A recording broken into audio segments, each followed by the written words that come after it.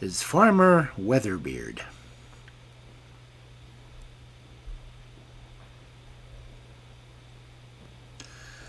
There was once upon a time a man and a woman who had only one son, and he was called Jack. The woman thought it was his duty to go out to service, and told her husband that he was to take him somewhere.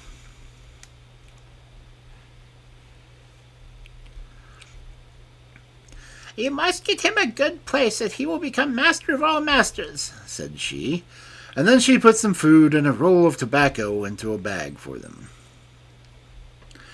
Well, they went to many masters, but all said that they could make a lad as good as they were themselves. But better than that they could not make him. When the man came home to the old woman with his answer, she said, "I shall be equally well pleased whatever you do with him, but this is do as I say, that you are to have him made a master over all masters." Then she once more put some food and a roll of tobacco into the bag, and the man and his son had to set out again. When they had walked some distance, they got upon the ice. There they met a man in a carriage who was driving a black horse. "Where are you going?" he said. "I've got to go and get my son apprenticed to someone who will be able to teach him a trade. For my old woman comes to me well-to-do folk, that she insists on being taught to be the master of all masters," said the man.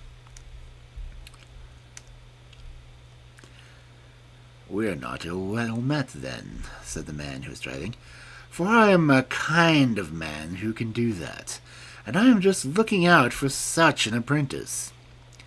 Get up behind with you," he said to the boy, and off the horse went with them, straight up into the air. "No, no, wait a little," screamed the father of the boy. "I ought to know what your name is and where you live." "Oh, I am home both in the north and the south, in the east and the west, and I am called Farmer WeatherBeard," said the master.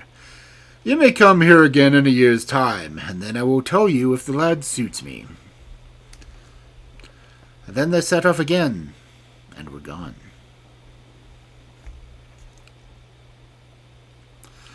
When the man got home, the old woman inquired what had become of the son. "Heaven only knows what's to become of him," said the man. "They went up aloft." And then he told her what had happened. But when the woman heard that, and found that the man did not at all know either where the son was and would be out of his apprenticeship, or where he had gone, she packed him off again to find out, and gave him a bag of food and a roll of tobacco to take away with him.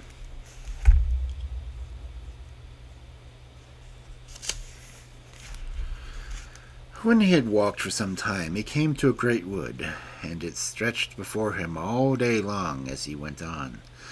And when night began to fall, he saw a great light, and went towards it. After a long, long time, he came to a small hut at the foot of the rock, outside of which an old woman was standing, drawing water up from a well with her nose. It was so long. "Good evening, mother," he said. "Good evening to you, too," said the old woman. "No one has called me mother for years, at least 100.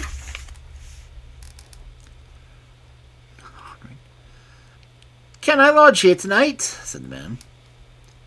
"No," said the old woman. But the man took out his roll of tobacco, lighted the little of it, and gave her a whiff. Then she was so delighted that she began to dance, and thus the man got leave to stay the night there. It was not long before he asked about Farmer WeatherBeard.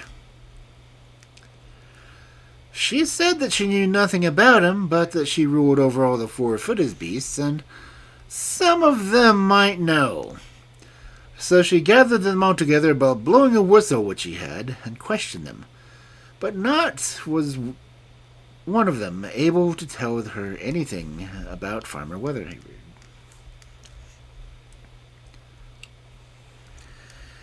"Well," she said, "there are 3 of us sisters. It may be that one of the other 2 knows where he is to be found.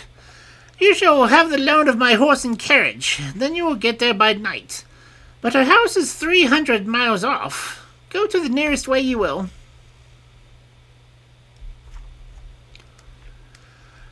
That night the man set off, and he got there by night. When he arrived, this old woman was also standing, drawing water out of the well with her nose. "Good evening, mother," said the man. "Good evening to you," said the old woman. "No one has ever called me mother for this 100 years. "Can I lodge here tonight?" said the man. "No," said the old woman. Then he took out his roll of tobacco, took a whiff, and gave the old woman some snuff off the back of her hand. Then she was so delighted that she began to dance, and the man got leave to stay all night. It was not long before he began to ask about Farmer WeatherBeard. She knew nothing about him, but she ruled over all the fishes and said that perhaps some of them might know something. So she gathered them all by blowing a whistle which she had, and questioned them. But there was not one of them which knew anything about Farmer WeatherBeard. "Well," said the old woman, "I've got another sister. Perhaps she may know something about him. She lives 600 miles off, but you shall have my horse and carriage, and then you will get there by nightfall."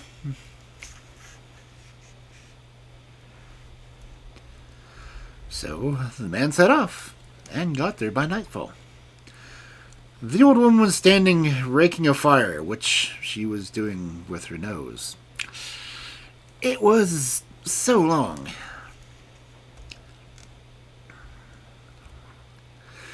"Good evening, mother," said the man. "Good evening to you," said the old woman. "No one has called me mother for this 1,000 years.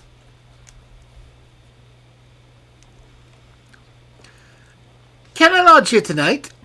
asked the man. Excuse me. "No," said the old woman. But the man pulled out his roll of tobacco again, and filled his pipe with some of it, and gave the old woman enough snuff to cover the back of her hand. She was so delighted that she began to dance. Was it tobacco? And the man got to leave to stay in her house. It was not long before he asked her about Farmer WeatherBeard.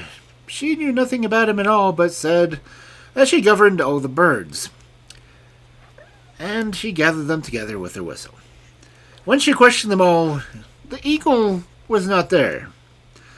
But it soon came afterwards, and when asked, it said that it had just come from Farmer WeatherBeard's.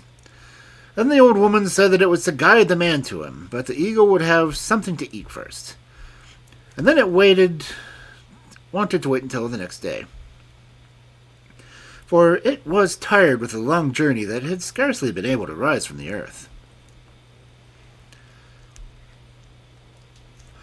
When the eagle had plenty of food and rest, the old one plucked a feather out of its tail and set the man in the feather's place. Then the bird flew away with him, but they did not get to Farmer WeatherBeard's before midnight.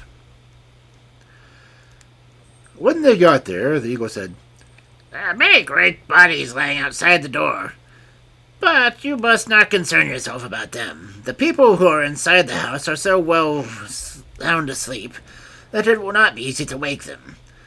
But you must go straight to the table drawer and take out 3 bits of bread. If you hear anyone snoring, pluck 3 feathers from his head. He will not awaken for that."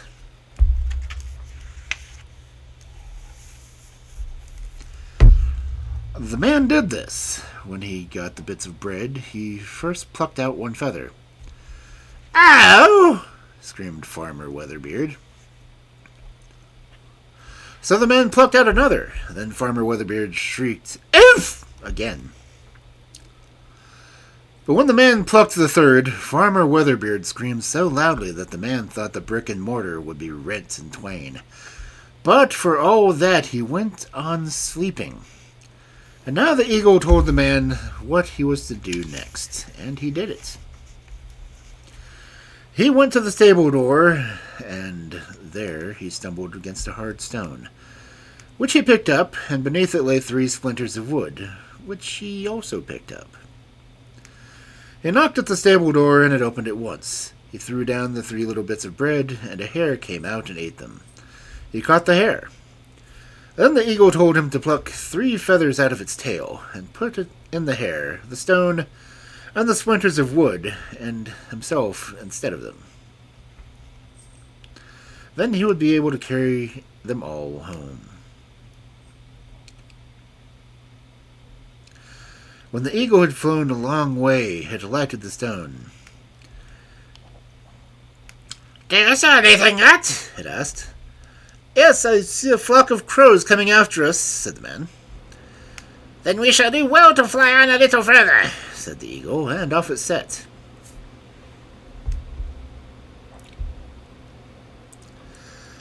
In a short time, it asked, "Do you see anything yet?" "Yes, the crows are now close behind us," said the man. "Throw down the 3 feathers which you plucked out of his head," said the eagle. So the man did this, and no sooner had he flung them down than the feathers became a flock of ravens, which chased the crows home again. Then the eagle flew on much further with the man, but at length it alighted on the stone for a while. "Do you see anything?" it said. "I'm not quite certain," said the man, "but I think I see something coming in the far distance." "Then we shall do well to fly on a little further," said the eagle, and away it went. "Do you see anything now?" it said, after some time had gone by. "Yes, they're close behind us," said the man. "Then throw down the splinters of wood which you took from beneath the grey stone by the stable door," said the eagle. The man did this, and no sooner had he flung them down than they grew into a great thick wood, and Farmer WeatherBeard had to go home for an axe to cut his way through. So the eagle flew on a long, long way, but it grew tired and sat down in a fir tree. "Do you see anything?" it asked. "Yes, I'm not quite certain," said the man, "but I think I catch a glimpse of something far, far away." "Then we shall do well to fly on a little further," said the eagle, and it set off again. "Do you see anything now?" it said after some time had gone by. "Yes, he is close behind us now," said the man. "Then you must fling down the great stone which you took away from the stable door," said the eagle. The man did so, and it turned into a great high mountain of stone, which Farmer WeatherBeard had to break his way through before it could follow them. But when he had got to the middle of the mountain, it broke off one of his legs, and so he had to go home to put it right.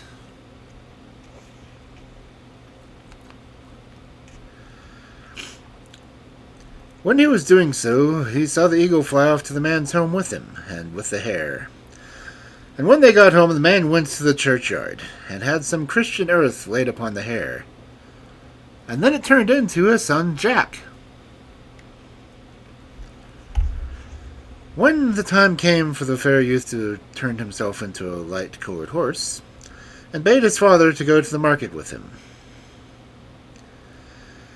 "If anyone should come who wants to buy me," he said, "you are to tell him that you want $100 for me, but you must not forget to take off the halter, for it shall do I shall never be able to get away from Father WeatherBeard. For here's a man who will come and bargain for me."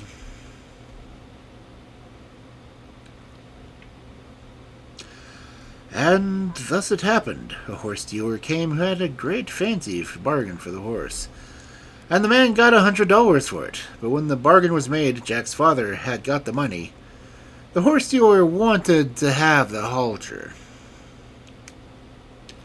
"That was no part of our bargain," said the man, "and the halter you shall not have, for I have other horses which I have to sell."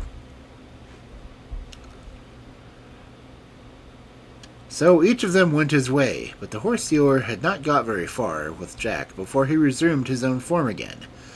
And when the man got home, he was sitting on the bench by the stove. The next day he had changed himself into a brown horse and told his father that he was to set off to market with him.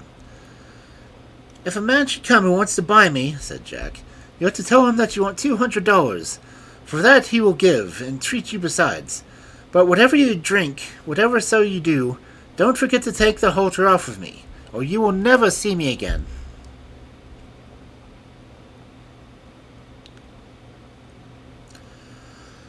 And thus it happened. The man got his $200 for the horse and was treated well.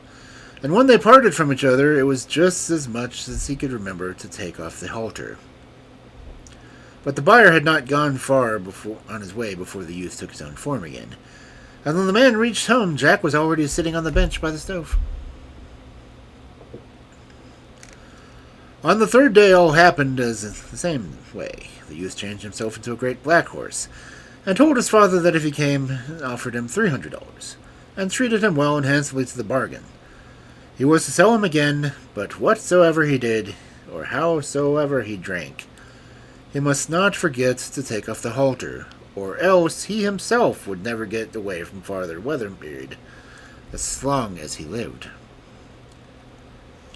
"No," said the man, "I will not forget."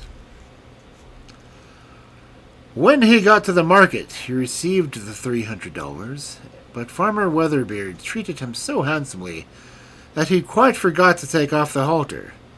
So Farmer WeatherBeard went away with the horse. When he had got some distance, he had to go into an inn to get some more brandy. He set a barrel full of red-hot nails under the horse's nose, and a trough filled with oats beneath the tail. Then he tied the halter fast to a hook and went away in the inn. The horse stood there stamping and kicking and snorting and rearing, and out came a girl who thought it a sin and a shame to treat a horse so ill.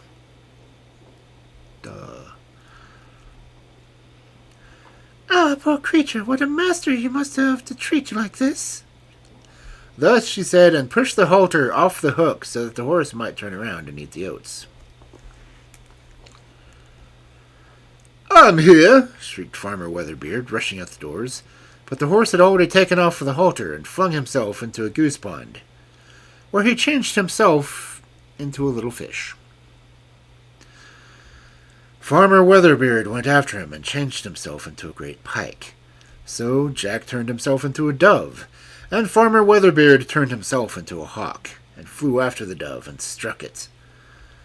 But a princess was standing at a window of the king's palace watching the struggle. Of course. "If thou didst but know how much I know, thou wouldst fly into me through the window," said the princess to the dove. So the dove came flying through the window and changed itself into Jack again, and told her all that had happened.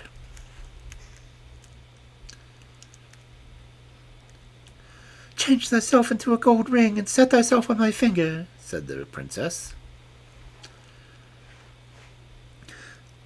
"No, that will not do," said Jack, "for then Farmer WeatherBeard will make the king fall sick, and there will be no one who can take care of him well again before Farmer WeatherBeard comes to cure him, and for that he will demand the gold ring."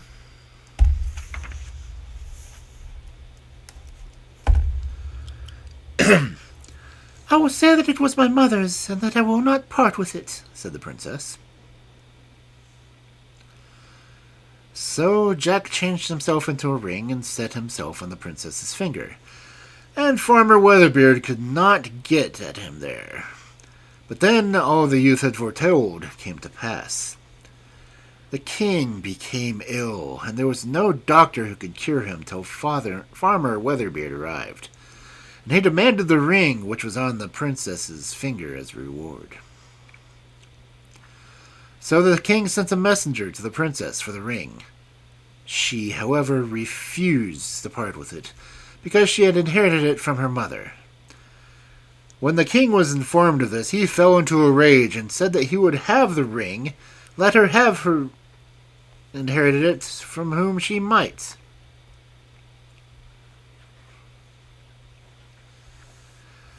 Well, it's of no use to be angry about it, said the princess, for I can't get it off. If you want the ring, you'll have to take the finger too. I will try, and then the ring will very soon come off, said Farmer Weatherbeard.